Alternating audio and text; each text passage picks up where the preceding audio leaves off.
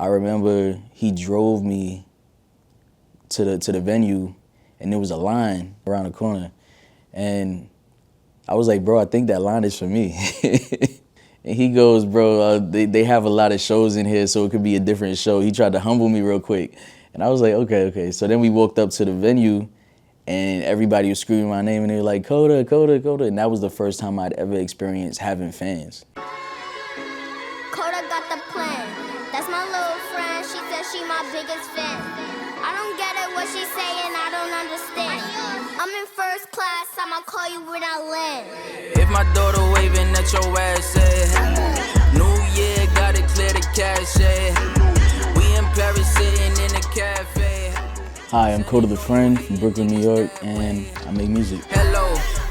Yes, so when I was a kid, music was coming from so many different places. Like, my brother was a big fan of Jay-Z, and I used to steal his CDs, and he used to hate it, obviously. I remember there were specific CDs that I took from him, like there was like the Fugees. He had all Jay-Z's albums, so I was constantly going through those. And I remember when LimeWire came out, and so like I didn't have to steal anymore from him. I was stealing from obviously everybody else, but that gave me the opportunity to listen to so much music, like, and it was, being at home with my mom and my dad, and on a Sunday, and we're with the family, and we're playing old school, we're playing the oldies, and so there's songs that are stuck in my mind, like soul songs like obscure soul songs that nobody would even know from artists that you wouldn't even know, but other than that, BET, I remember how important BET was for us, and watching the 106 in Park countdown, that was everything. Like, that was our religion. Like, whenever it was on after school, whatever, we're right there just taking in everything, and that made us want to discover more. That made us want to write our own music. I remember when I got to high school, that just opened up a new world, because I was meeting new people with new, different genres that I didn't really listen to, and people in my neighborhood weren't really listening to it. And then I was put on to rock music, and it's the first time I really listened to the Beatles and the Doors and a lot of other artists. So yeah, that's kind of where it came from, and it kind of evolved over time. And shout out to all the technology that allowed me to listen to all this music that I didn't grow up with. I feel like what I was listening to was so different from everybody else that I didn't even want to tell them what I was listening to, you know what I mean? Because it's like, you don't want to be different. Like, when you're in school, you don't really want to be different. You want to fit in. But everybody's music taste was so current, where it's like, when I was going to school, I was listening to Reasonable Doubt, which is Jay-Z's first album. Everybody's listening to whatever's hot, and I was never the type of person that was listening to whatever's hot. I was looking for all of the stuff that wasn't shining, people weren't listening to, and like things you couldn't find. Like, I remember I was on the Rockefeller websites, like listening to when they had like 30-second snippets of like the next album or the Black Album. I remember I was listening to Late Registration on the website, the little snippet, and those things, like, they will never get out of my mind, because those were things I was only doing, And so my music taste was so obscure compared to everybody else. Like Illmatic was one of my favorite albums, but it had already been out for like 15 years or something like that. I was into different stuff, and so like I allowed my friends to like whatever they liked. And I remember when I got to high school, I had a friend who put me on to Linkin Park. That was the first time somebody had actually put me onto some music. And at first I was like, all right, it's cool, but he knew I was a Jay-Z head. So our relationship really got super tight when Jay-Z and Linkin Park did an album together. And I remember those were like some of our favorite moments, And then the same guy actually put me on to, I already knew about Lil Wayne, but he was like, bro, you gotta bump the Carter 3. And after that, I was a Wayne fan. The journey it's interesting. It's like, you gotta find your own sound. So you gotta find your sound.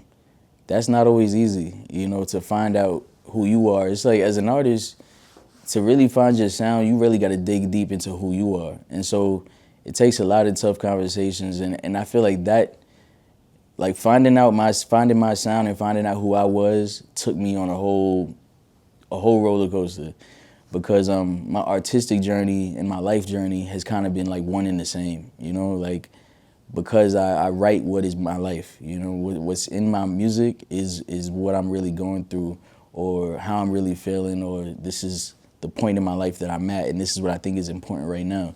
And so it's a complete roller coaster, and I feel like it's gonna go on forever until the day I'm not even here.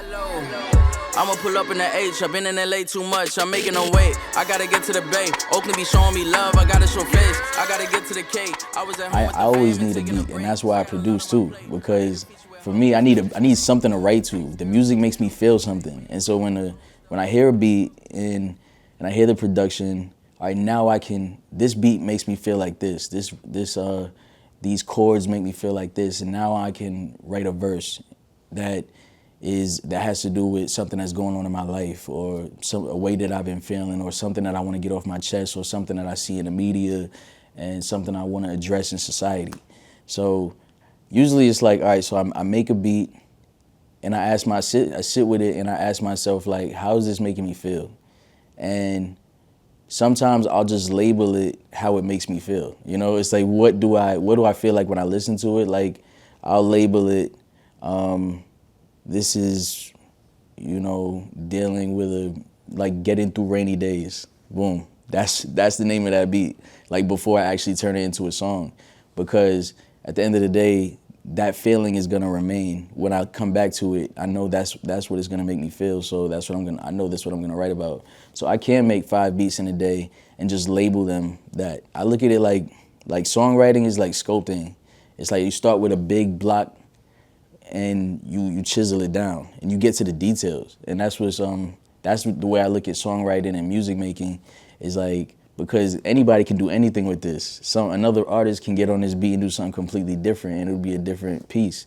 So the way I look at it is just like, you have all of this, and sometimes I just have a sample and some drums. I don't add any bass, because I don't know what it's gonna be yet. I add the lyrics before I add the rest of the production, because I want it to all make sense together.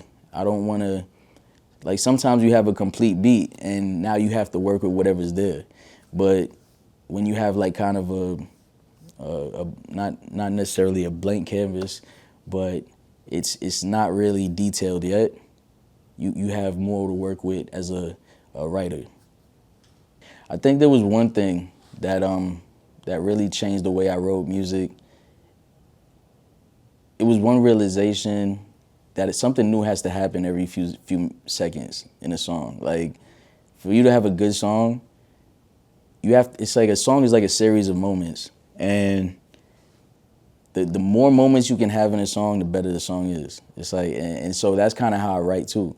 It's like, so now not only do I worry about like the lyrical content, but I'm also thinking about, how do I make this a moment? So now that's another part, another detail you chiseled into the block. It's like, so now you have dope lyrics, and that's great.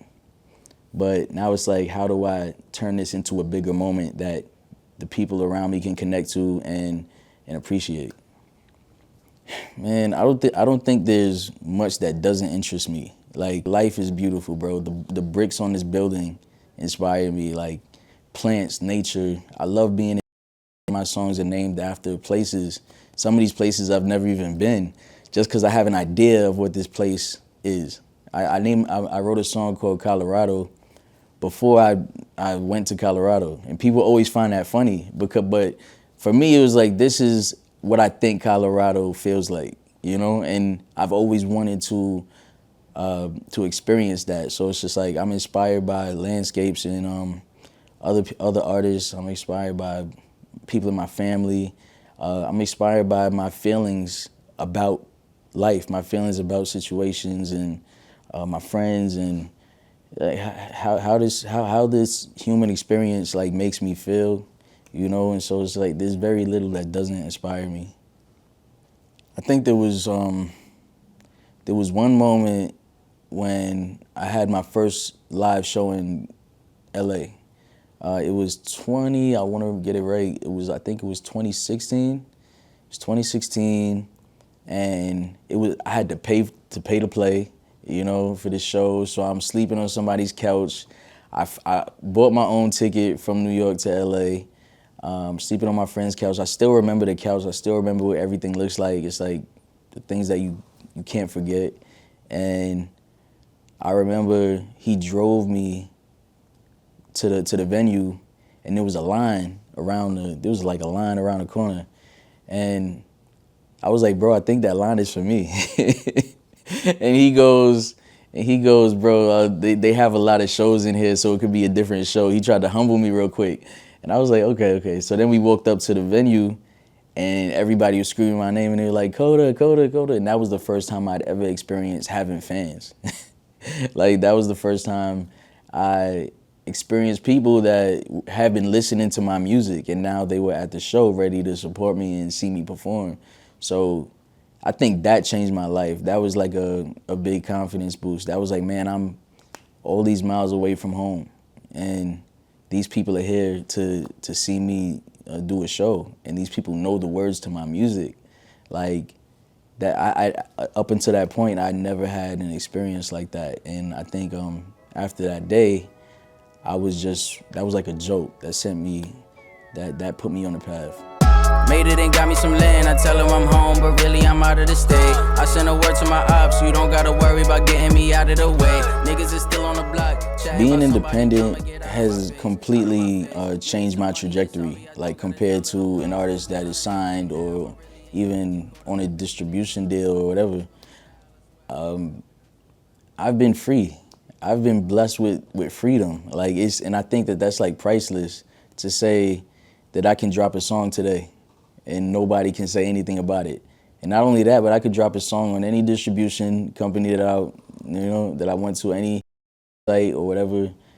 That freedom is different, and I think I take it for granted sometimes, you know. And but it has just allowed me to make so many moves and be so quick with it, and to benefit 100% from my music versus somebody that's on a label that, you know, they may only be getting 15% of their music and their royalties. So I will say I don't know much about the actual inner workings. And I will say, bro, earlier today you said that you don't think people want to hear you guys talk about you, but I think that's not true. I feel like people need the education, and people need to hear about the inner workings and what they need to do and everything, because there are so many artists out there that aren't collecting their royalties, you know?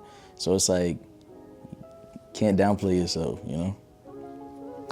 One time for the little mommy in the crib, cozy on the couch and she hardly in the mix. 2 times she said she ain't wanna hit the club, 'cause if she stepping